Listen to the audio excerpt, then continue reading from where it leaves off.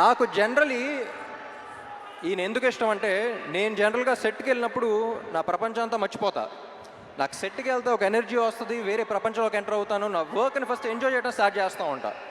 ఈరోజు అసలు డైరెక్టర్ ఏం చెప్తున్నాడు, ఏ సీన్ చేస్తున్నావు, ఏ షాట్ చేస్తున్నావు, ఏ డాన్స్ చేస్తున్నావు ఏంటి అనేది. అసలు ప్రపంచాన్ని మొత్తం పక్కన పెట్టి నేను ఎలా సెట్లో అయితే ఉంటానో, నాకు చాలా రేర్గా కనపడిన మనిషి పూరి గారు. And I'm glad that we share that energy. Sir, ఎప్పుడు చెప్తా ఉంటా, లెజెండ్ అని పిలవటం కూడా నాకు ఇష్టం లేదు. ఇన్ని you are still the most inspiring directors of Telugu cinema. ఎందుకంటే నేను చాలామంది మీట్ అవుతూ ఉంటా. ఏ సినిమా ఏ రికార్డ్ సంగతి తెలియదు, కానీ ఇండస్ట్రీకి డైరెక్టర్ అవ్వాలి, రైటర్ అవ్వాలి అని చూసి ఒక మనిషిని చూసి వచ్చారంటే దాంట్లో maximum number of people puri గారిని చూసి వచ్చి ఉంటారు.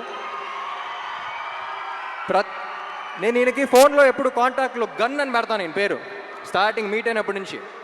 ఎందుకంటే హీరోస్ అనేవాళ్ళు బుల్లెట్స్ లాంటి వాళ్ళు, అది పేల్స్తేనే వెళ్తుంది.